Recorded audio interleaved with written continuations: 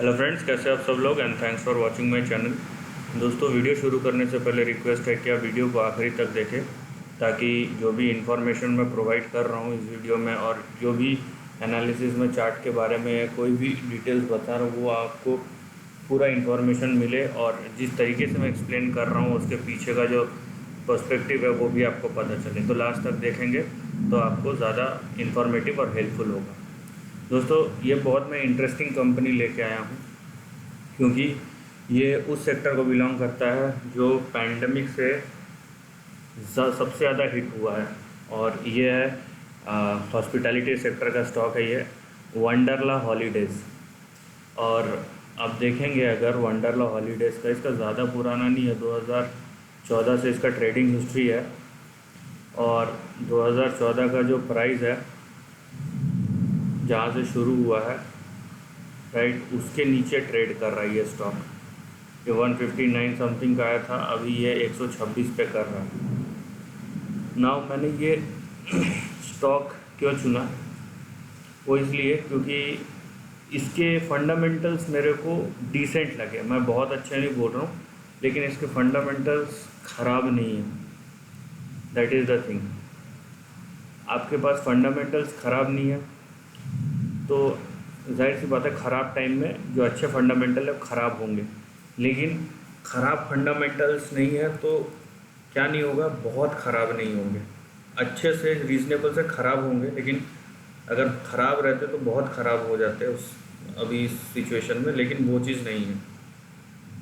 तो ये अच्छी बात है, ठीक है।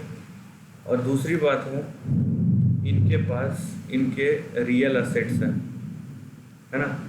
इनके पास इनके रियल और खुद के असेट्स हैं, सो उनको बेचा जा सकता है। ये कोई फाइनेंस की कंपनी नहीं है और हमको पता है कि हम ये नहीं एक्सेस कर सकते कि कितना नुकसान होगा और कब तक चलेगा।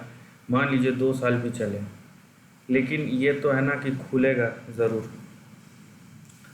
तो उस हिसाब से इसको आप ज़रूर ऑब्जर्वेशन में रख सकते हैं।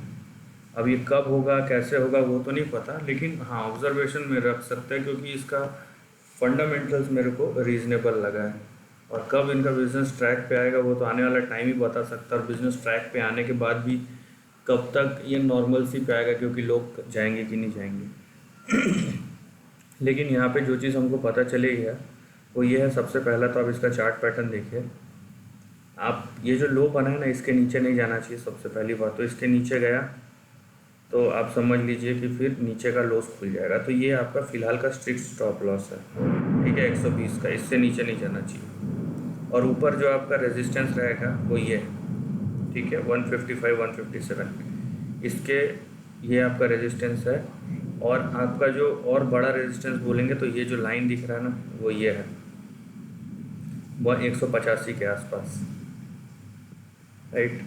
सो यहाँ तक आपका आया तो भी बहुत बड़ी बात है, लेकिन उसका आना ज़रूरी है। कब आएगा अभी इस सिचुएशन में तो बता नहीं सकते, क्योंकि अभी तो पूरा ही लॉस होने वाला है और कितना आगे कितना बड़ा झटका लगने वाला है वो अब न्यूज़ से ही पता चलेगा।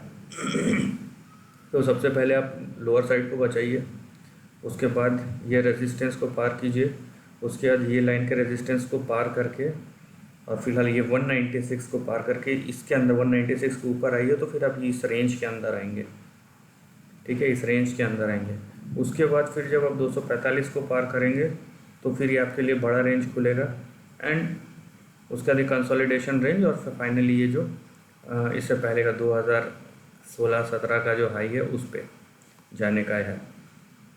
ऊपर का तो ये दोस्तों हो गया और इसमें टाइम लगेगा, ये कुछ साल लगेंगे इसमें।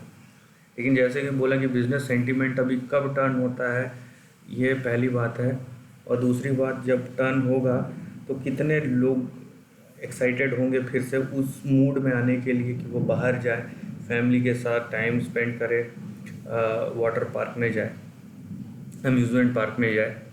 तो ये बिहेवियरल एस्पेक्ट पे आ जाता है। और चार्टिकली देखें तो यहाँ पे आप देख सकते हैं कि जैसे मैं बोल रहा हूँ बार बार, इसके नीचे नहीं जाना चाहिए। इसके नीचे गया तो फिर प्रॉब्लम हो सकता है और कहाँ तक जाएगा हमको फिर पता नहीं। हम यहाँ पे आप लाइन बना के तो देख सकते हैं। जैसे ये मान लीजिए, ये मैंने यहाँ से एक, मेरे को ट्रेंड दिख रहा है कि ये सपोर्ट लेवल पे इसने टच किया है। मान लीजिए मैं इसको हटा देता हूँ, तो अब ये 118 120 के नीचे गया तो कितना लोअर जा सकता है वो पता नहीं। नीचे का पूरा ही खुला हुआ है डाउन साइड, और बिज़नेस कितना डैमेज हो सकता है वो भी पता नहीं। तो मैंने शुरू में तो ये कहा बिल्कुल कि ये एक अच्छा बिज़नेस अपॉर्चुनिटी है, लेकिन अगर आपको इंटरेस्ट है, आप ऑब्ज़र्व करें या ले चुके हैं, सो फर्दर डिसीजन लेने से पहले जो आने वाले कुछ क्वार्टर के रिजल्ट्स हैं, और उससे भी इम्पॉर्टेंट है कि मैनेजमेंट अपनी कंपनी के बारे में क्या बोल रहा है और वो क्या एक्सपेक्ट कर रहे हैं, ये दोनों चीज़ बहुत इम्पॉर्टेंट है। साथ में जो बिहेवियरल एस्पेक्ट है वो ये है कि लोग फिर से कब उस मूड में आते हैं कि वो ग्रुप में जाएं और बाहर जाके टाइम स्पेंड करें। ये बहुत बड़ा एस्पेक्ट है, क्योंकि आप मान लीजिए नॉर्मल हो गए, ये खोल भी दिए, तो क्या गारंटी है कि लोगों का माइंडसेट कैसा होगा। अगर आ गया तो अच्छी बात है, नहीं आया तो कब तक वो सुधरेगा। अब ये इंडिविजुअल ह्यूमन एस्पेक्ट का इशू है, बिहेवियरल इशू है, तो ये सबसे बड़ा चैलेंज है। लेकिन हाँ, एक अच्छा बिजनेस अपॉर्चुनिटी है। यहाँ पे लोग पैसा भी खर्चा करते हैं, टाइम भी स्पेंड करते हैं, एक डिफ़िकल्ट टाइम से गुजर रहा है, इनके पास इनके अपने रियल एसेट्स हैं। तो ये सब कुछ कोर पॉजिटिव वैल्यूज़ है जिसके वजह से ये बिज़नेस जो है इंटरेस्टिंग बन रहा है, और आपको बिल्कुल इस पर नज़र रखना चाहिए। सो विद दिस मैं ये वीडियो ख़त्म करूँगा। वीडियो पसंद आए तो लाइक और शेयर कीजिए, थॉट्स कमेंट सेक्शन में लिख के बताइए, और ऐसे ही नए कंटेंट के लिए चैनल को प्लीज़ सब्सक्राइब कीजिए।